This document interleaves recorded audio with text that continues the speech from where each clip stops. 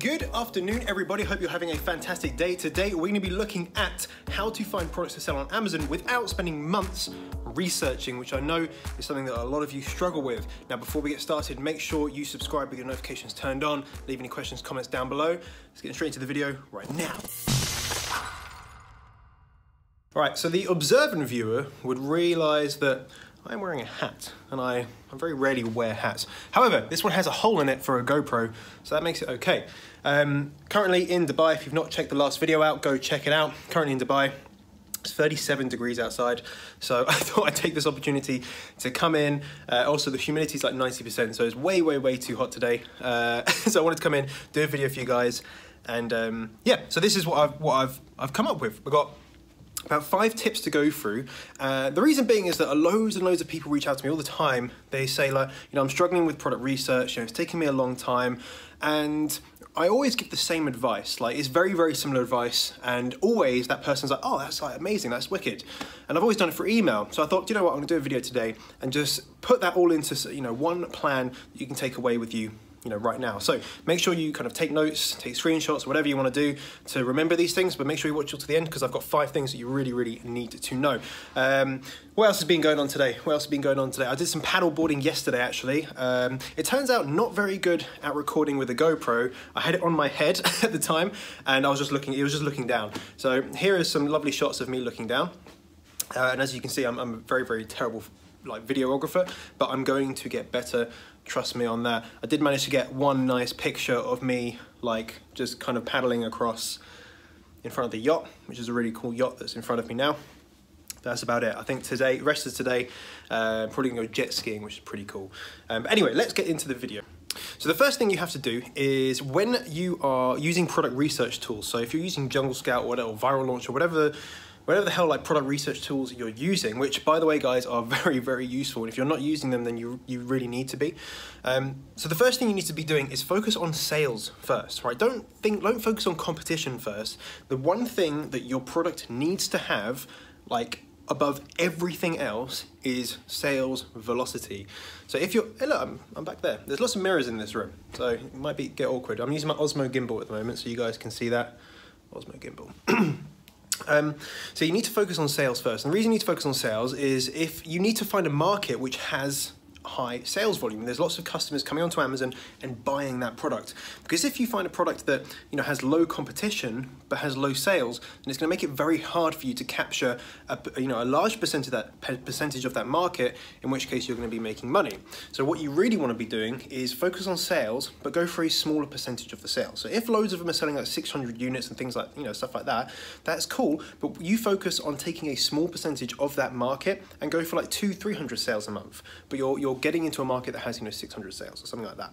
But sales is most important. You know, do your product research around sales first, and then filter down through the next most important things. So competition, you know, price, revenue, the type of product, and then you can go into the listings and see, you know, is there opportunity on pictures and things like that. But start with sales. That is the first tip. Now, the second tip is, if you do want to go into a more competitive market, so you find a product with like crazy good sales, but it's a little bit too competitive, like lots of the people have really high reviews, and you're like, I'm not too sure about this, it's going to be too competitive. It doesn't mean that you can't do the product, but what it does mean is that your approach to launching that product and maintaining that product is going to be different to those that have less competition. So if you are going to market with high competition, you need, and I can't stress this enough, guys, you need to focus on third-party sales. So basically, you're using Amazon as a fulfillment service, but you're using something like Shopify to provide that sale for your product. So what you would do is you have like social media plans, you would have like advertising, you would drive people to your Shopify store, and then they would buy on Shopify, which is really cool, and then you could have Amazon automatically fulfill that order and drop ship it to your customer. So you'll see some of the big brands that are in competitive market, they do this. If you go onto Amazon, you find a really competitive market, and you go and Google the names of those sellers, you'll find that they have stores and you can purchase their product on that store. What they're actually doing is they're using that store, that website, as a way to gain more traffic for their Amazon listing to help their rank. Now, this may be a little bit confusing, and it is a little bit. You need to know a little bit more about things like Facebook ads, social media marketing, stuff like that. But it is a way for you to go into a more competitive market because you need to be getting sales off of Amazon and you need to be bringing people onto Amazon. On the flip side of that, if you're going for a less competitive market, you really can just rely on the natural sales that Amazon are going to provide you because of the traffic that they're bringing onto their platform. Now, if that doesn't make any sense, I can do a bigger video on that. That is a bigger video, but it just means that competitive products aren't off limits, but when you do them, it will cost more money. You have to have more expertise, and you need to obviously set up a few different things in terms of your launch, in terms of your maintenance, and all the different platforms that you use. So second thing is, guys, don't be afraid of competitive markets, but if you are going to go into competitive market, you need to have an action plan of how you're going to drive third-party sales. The tip number three is going to be, you need to do product research. Hello, mate. It's me back there. You need to focus on doing product research little and often, rather than a lot less often. Now, this is super important. Like, people will say to me, I've spent like 12 hours researching today.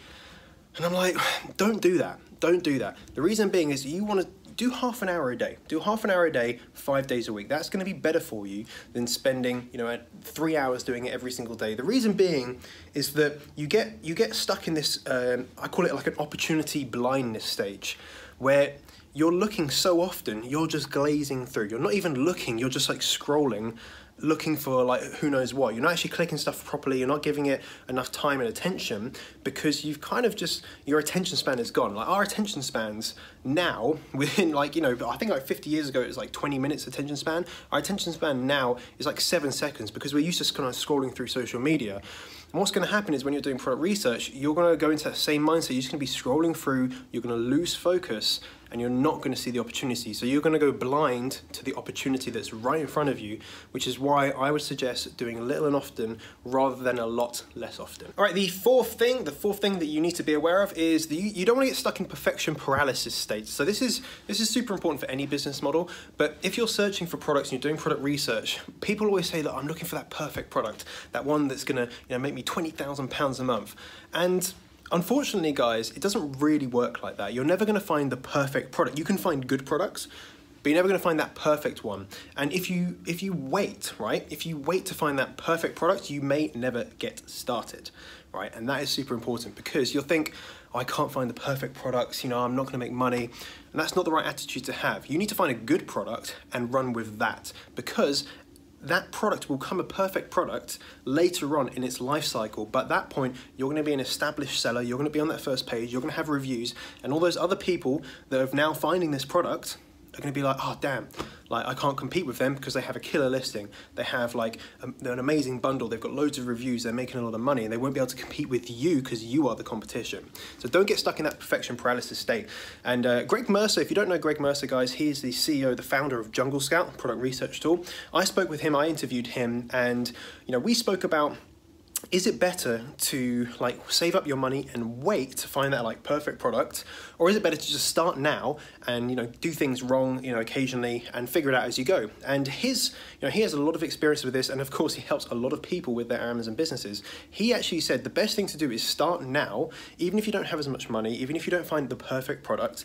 Start now, figure it out as you go along, and then you're going to get to that point where you are so much more knowledgeable, you have so much more experience than that person that had waited a year or 6 months to get started. And the person that's going to be more successful is most likely going to be the person that started first and just dealt with the cards that they got given. Right, the tip number 5, guys, tip number 5, probably the most important one that I will leave you with today, is that you just can't give up, okay? So many people reach out to me and say, I've been searching for 2 weeks, I can't find a product to sell on Amazon. And I'm like, well, you've been searching for 2 weeks. That's your problem. You're like, 2 weeks. Now, how long have you spent doing it? Like, what does your product research, look like? Because if you're just getting started, you're not going to know what you're looking for until you've done it for about a week or two. Once you've spent time researching, you'll then understand what a good product looks like. So if you get to that point and you're a week in, 2 weeks, even a month, and you're like, oh, I can't do it, then those are sorts of people, they'll just give up. The sort of people that is going to be successful are those that adapt and they say, well, maybe I need to increase my knowledge and my skill on product research, which is, you know, when you buy courses, when you do more research, when you reach out to people and you ask questions. That's the people that end up being successful, that when they're met with a roadblock, which happens to every single person all the time, it happens to me all the time as well, when I'm like, oh man, I really wish I knew this, I don't know it, you have to go figure out how to do it. If you just give up, you're never going to get to the end point. And if you are that sort of person that really, you know, you do it for a little bit of time and you think, oh, this isn't for me, like, you know, this doesn't work, just look at all the people that are successful on Amazon. I read a statistic the other day, I can't remember it actually, I can't remember the exact statistics, so I won't tell you, but it was just going to show like the amount of millionaires that are FBA sellers. It's crazy. They're just people like you and me that just kind of sell products from anywhere in the world. And there's so many people that make a lot of money from this. There is no reason why you can't do the same other than yourself. So the only thing limiting you from doing that is you and you giving up. Most people will give up. 99% of people will give up. However, you want to be the 1% of people that don't give up, because those are the people that will be successful. It's very, very easy. It's a very, very clear-cut method. Don't give up, be successful, give up, you never get the chance to be successful. So the other couple of things I really want to leave you on is, so be persistent. I want you guys to be persistent with whatever you do. If it's Amazon, if it's affiliate marketing, if it's, you know, real estate, whatever, if it's YouTube, be persistent. But the biggest tip is have aggressive patience. And this is something that I really, really have, is I'm patient and I will wait for things, you know, to come into fruition. I'll wait for them to happen, but I will do it aggressively. I will do everything I can do to put myself in the best position for when it does click, okay? And Tim Ferriss is very, very good at this. So if you listen to Tim Ferriss's podcast, or you've read his book or anything like that, he'll spend months doing nothing. Like literally just doing nothing, no business whatsoever. And then he'll find that opportunity. He'll be so patient, aggressively patient, but when he finds the opportunity, he goes into work mode, and then he makes, you know, £1 million business, $1 million business.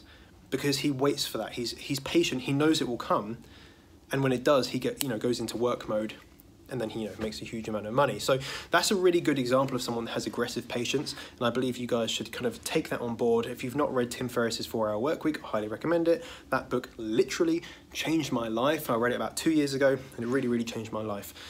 So yeah, have aggressive patience, guys. Right, let me give you a little recap of those 5 things. So 1, it was when using product research tools, focus on sales first and then go to the next levels of competition and everything like that.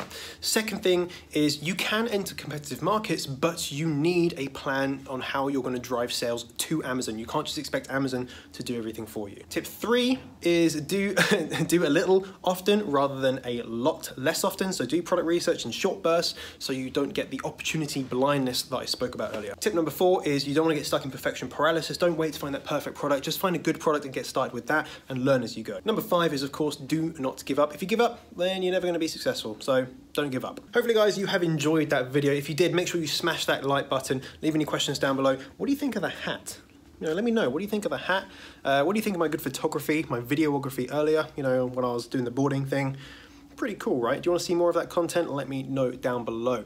If you want to start selling on Amazon and you need a little helping hand, then the first link in the description is my Amazon course. That'll take you from literally knowing absolute zero to being able to launch multiple products on Amazon. And I have a whole bunch of stuff in the pipeline to add to the course, which is going to be super exciting. I'm going to be working with some of the students that are currently selling to basically increase their revenue through some kind of sneaky little methods. But I'm going to be working with them over the next few months, and then I will be adding all that content into the course for everyone that is in there. And of course, it will be a free of charge, addition to anyone that's in the course. So get started now so that you can leverage that new content when it is released. It needs to be, you need to be actually selling to leverage it. Guys, I hope you enjoyed today's video. I will release probably one more video before I leave Dubai. I might go jet skiing today, so I might record that. As you can see, guys, I'm not very good at recording with a GoPro. We'll see how it goes. Thank you as always. Make sure you are subscribed with those notifications turned on. I'll see you very soon. Bye-bye.